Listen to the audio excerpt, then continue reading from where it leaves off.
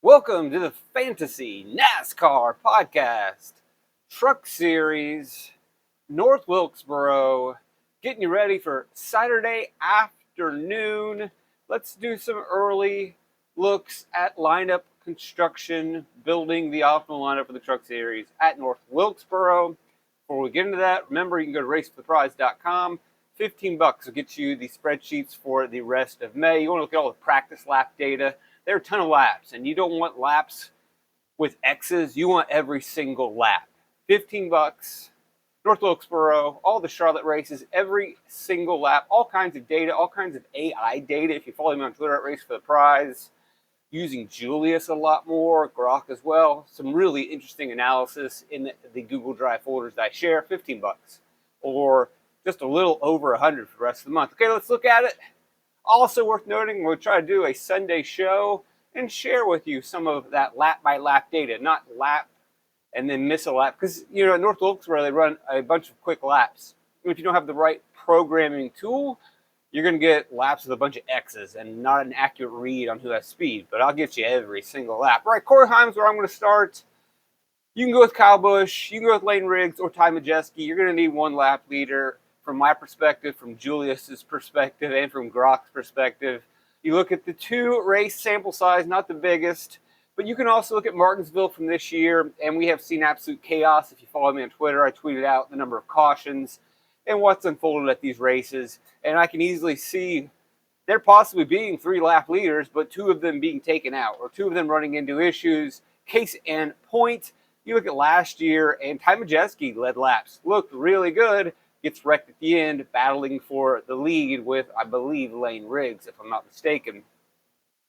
Also, Christian Eckes started that race on the pole, ran really well, shuffled back to about 4th or 5th after a caution break, and then just kind of got trapped in traffic and never really went to the top. Meanwhile, Corey Heim stayed out front, ran out front, had himself a wonderful day, and ended up scoring 28 hog points in that race and winning that race. And what I like about Corey Heim the most over Kyle Busch at this given moment is that he did win the pole at Martinsville, short flat track early this season, and I really am going to boost up whoever is on the pole because they're going to lead laps early. They hopefully, likely will stay out of the mess that will ensue.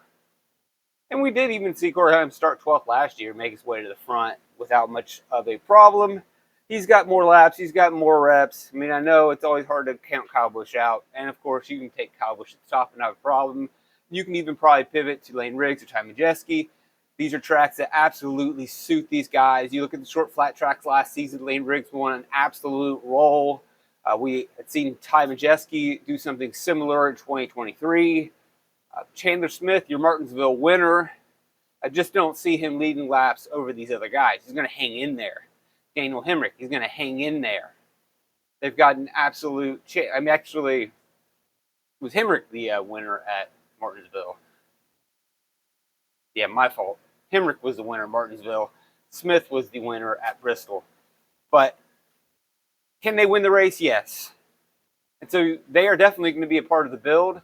But if we're just starting out with who do we expect to get the hog or dominator points, and I guess we could definitely say dominator in this case, these are the 4 that I like the most, given the track type, their past results at those tracks. Can't go wrong with either of them. I would probably be, now we got to see how practice unfolds. Don't want to put too much into practice, but we do want to see Heim and Busch think are a clear step above Riggs and Majeski, but those 2 are definitely part of the conversation. So we'll start with Heim. Then we'll go to the bottom here and decide, I guess I don't want to say here. You ever listen to a lot of fantasy NASCAR podcasts, or even, not fantasy NASCAR, fantasy podcasts, betting podcasts? They say here so much. Here. Why we said that? Let's stop doing that. All right, so where's our value going to be? I'm not interested in betting Baird, Waller. We always have a small conversation about Justin S. Carroll, but we'll save that for another day.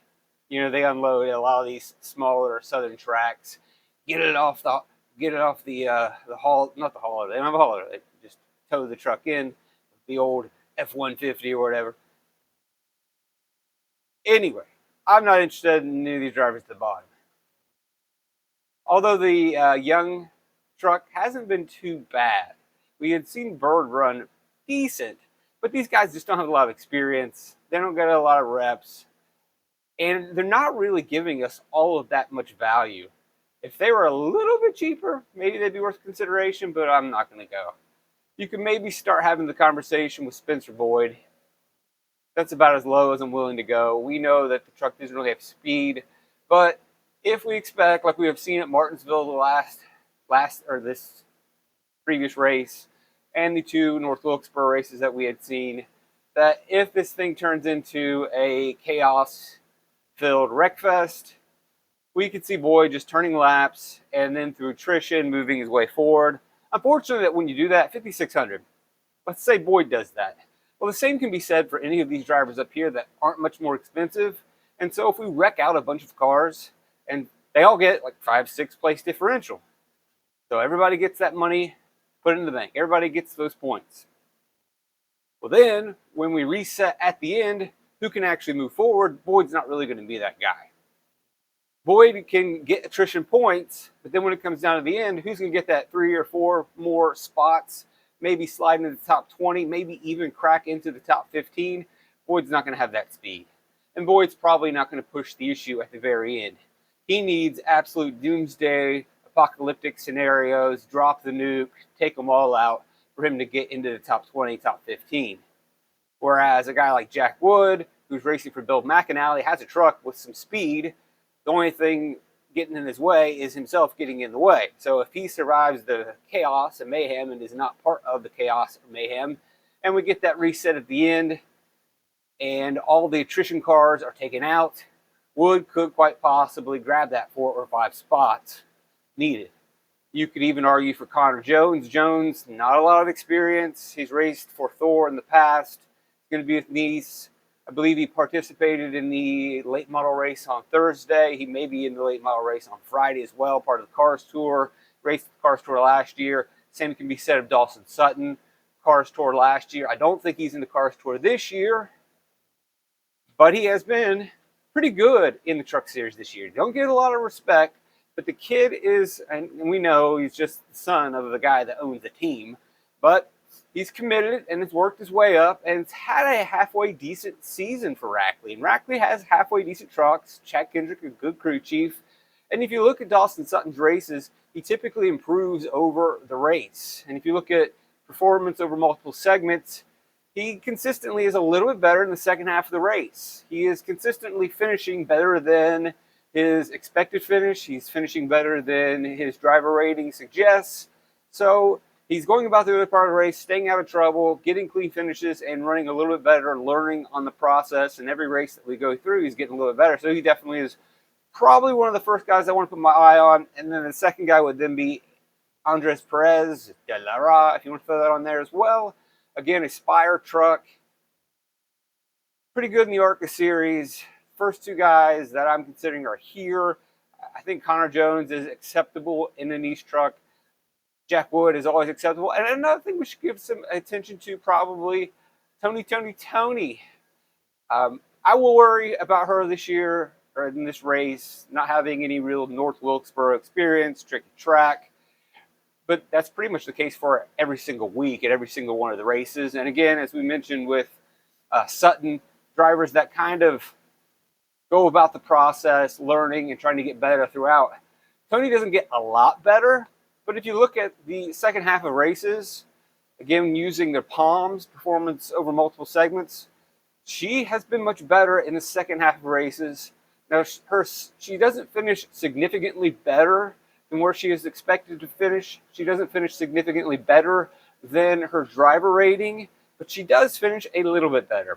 She's been pretty consistent about, all right, here's where I run, here's where I finish. She doesn't finish much worse than where she runs. I would worry about rostering her at North Wilkesboro. And again, if it comes down to the end, like as we mentioned with the Spencer Boyd situation where we hit reset, who's going to make that push at the end? I think that a Sutton, a Jones, a Wood are more likely to grab those couple extra spots, and they're not costing you that much more money. Now, if Tony was $5,500, I would be much more aggressive and bullish on rostering her. And we shouldn't skip over Patrick Immerling. A lot of times this is a skip over guy in the Xfinity series due to equipment, but he's in halfway decent equipment. And we have seen that in the Xfinity series when he has a halfway decent car, he can run pretty well. So he should be part of the conversation too. And a lot of the question is going to be, where are they starting? Who provides the most upside? Who's going to benefit from the attrition the most? If Connor Jones or Dawson Sutton qualified 22nd, they're not going to really benefit from a lot of the attrition. They're going to get some because there's going to be drivers in the top 20 that don't finish this race or finish laps down or wreck out. But if you start 30th, obviously you have 29 cars to benefit from. And especially those cars running 20 to 28 are more likely to finish several laps down or have issues. Whereas if you start 22nd, you don't benefit from those cars starting 23 through 29. You're not going to get the added place differential. So, as always, when we chase some of this value place differential, sure, the driver, sure, the car, all of that comes into play. But end of the day, as we have seen in the Truck Series in the past, starting position is really the elephant in the room. And although we want to sit here and pretend that we've went over all the lap-by-lap data, we've looked over the AI analysis, and we've identified the trucks that have speed, all that often pales in comparison to, well, guess what? The only thing that mattered was where did that driver start. So you always have to weight that pretty heavily. So as I say, I like Perez and Sutton. I'm not married to them. If I can get one of the drivers that I'm not necessarily bullish on, but if they are starting much, much deeper in the field, then I weight that pretty heavily and say that's where I would like to go. And I believe most people will. So if you do want to differentiate from the field, then you do go towards the guy that's starting a little bit closer, and you can build some different lineups. Another way is to, and I tweeted this out, take some of the more high volatility drivers. The thing with Tony is she's not really a high volatility. And I've got a tweet out there you can check. AI did this. Julius did an analysis identifying, all right, who's the high upside, high volatility drivers that you might want to take in GPP, who are the drivers that score consistently but are not as volatile and maybe better cash play. So you can check out that tweet at racefortheprize.com, or it's also in the folder. You can see the chart. Again, if you want to get access to those folders, racefortheprize.com. Just 110 for the rest of the season. Buy my son some Happy Meals. Minecraft is over, folks, but there's new toys.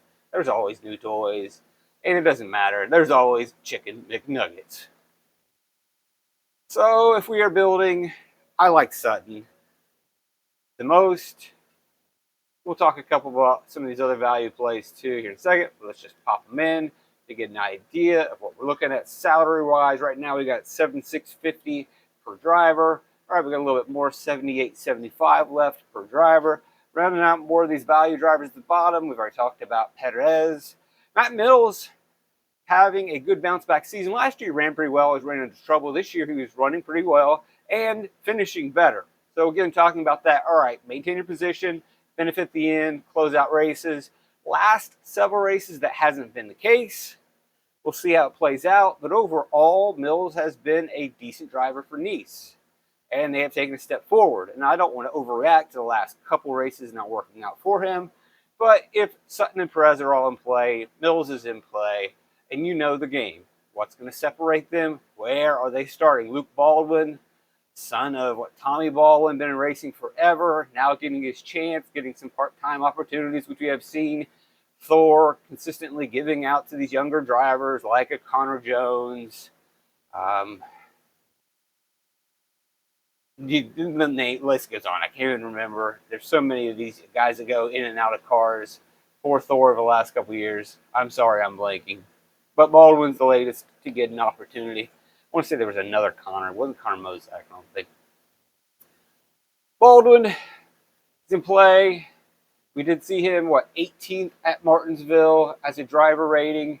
Ultimately finishes a little bit worse. But to run in the top 20 all day in one of his first Truck Series races at Martinsville, a difficult track, something that you should be slightly excited about. Connor Mozak has really disappointed. Figured, all right, late model kid, getting a full-time ride with McAnally. Let's see what he's got. And he's running okay. He's running top 20. That's not bad, really, in your first full-time season with a team. But the problem with him is he's just not really finishing much better than he should. But we did see him run well and then benefit from some chaos at the end at Rockingham, so you can't completely eliminate him. He's got talent. He's got a truck. He just hasn't really done it this year. It's hard to trust him. You're paying a little bit more. I would rather take a McAnally truck with Jack Wood with much more experience. I would argue he has the same amount of upside. Again, the only thing that would push me more towards rostering Mosak, although I like him as a future driver, shown it this year, it's really just place differential. Craftsman always going to be in play at 6,900. Can do everything that we have said from all these other drivers. He's going to cost you a little bit more. You can see him running a little bit more close to the front consistently, but not really getting a lot of consistent finishes.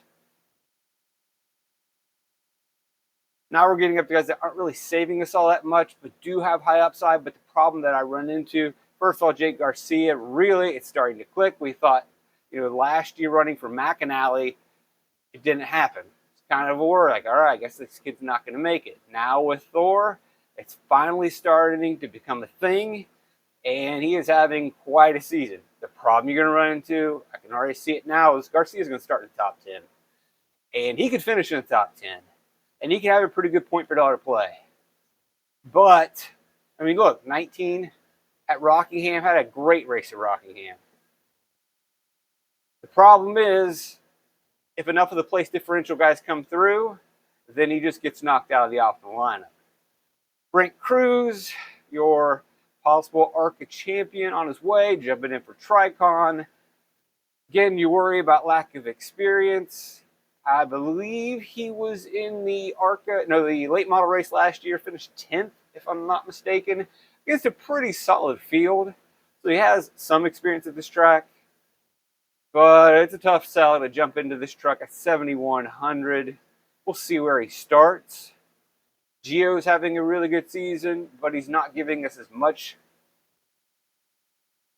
savings.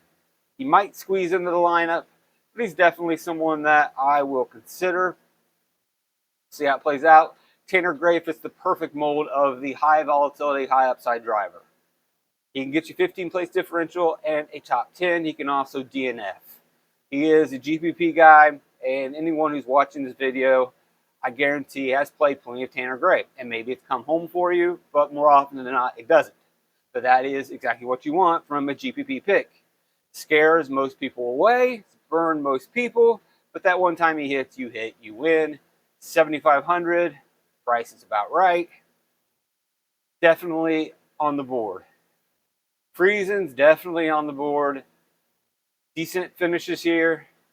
Did I say here? I said here. I wasn't supposed to say that. It's going to come down to where does Friesen start if I want to roster him. Caruth, another driver, a little bit more volatile, but I think that he may lack the upside that some of these other drivers have.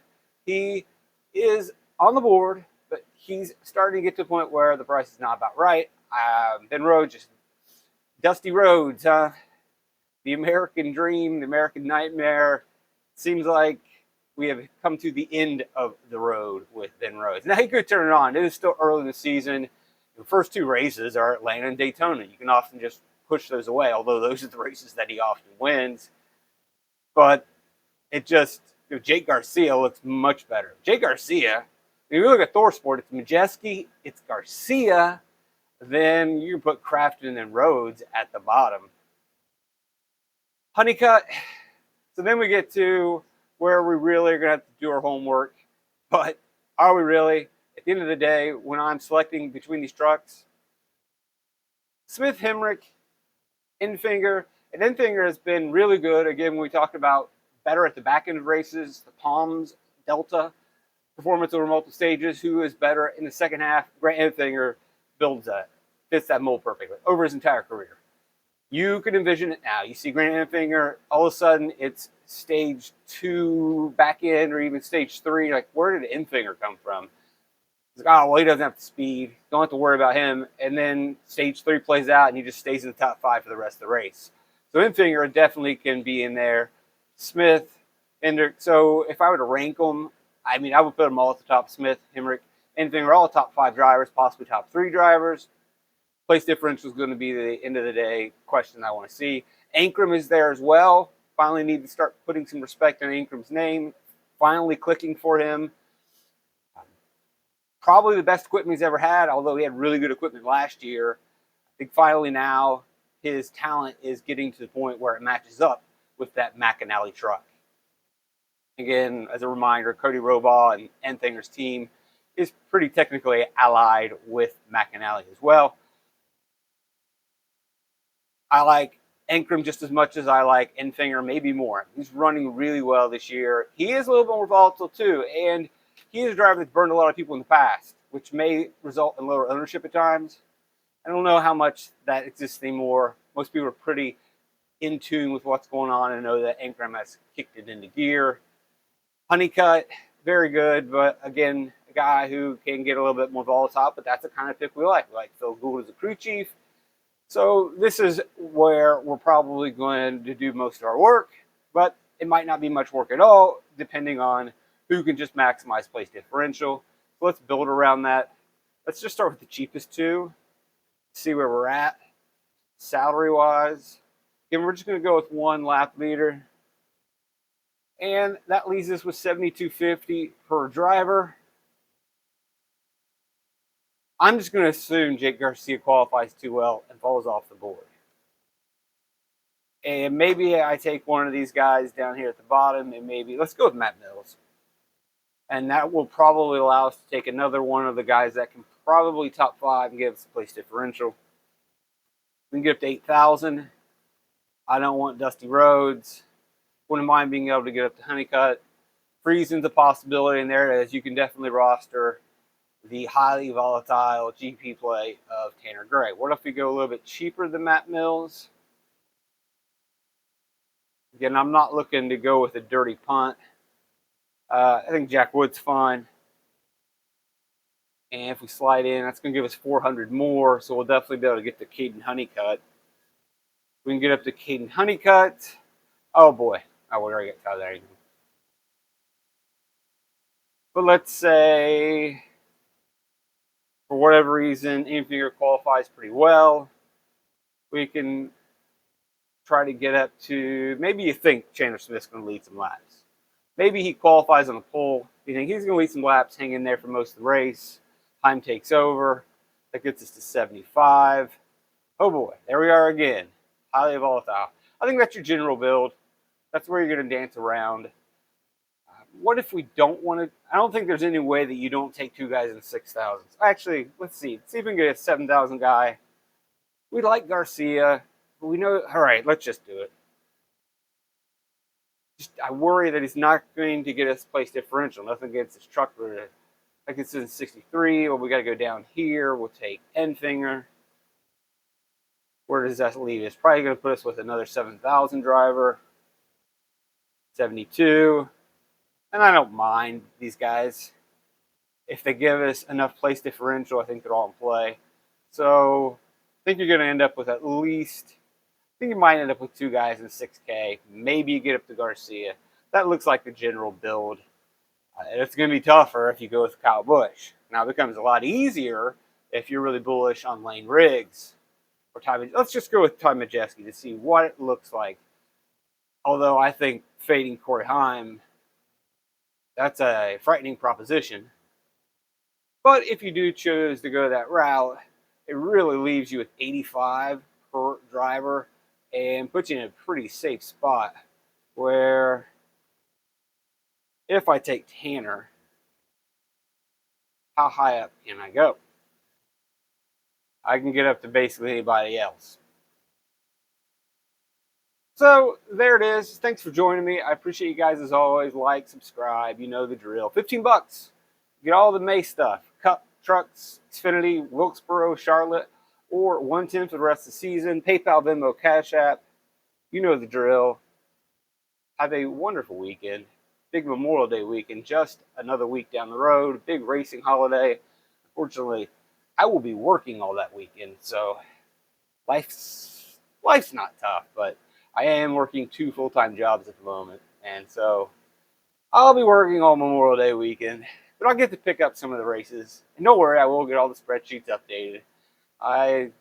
At my second full-time job during break, I run out to my car and fire up the laptop and make sure I get all the data in, get all the information. And then during my lunch break, go out to the car, fire up the laptop, get all the data in.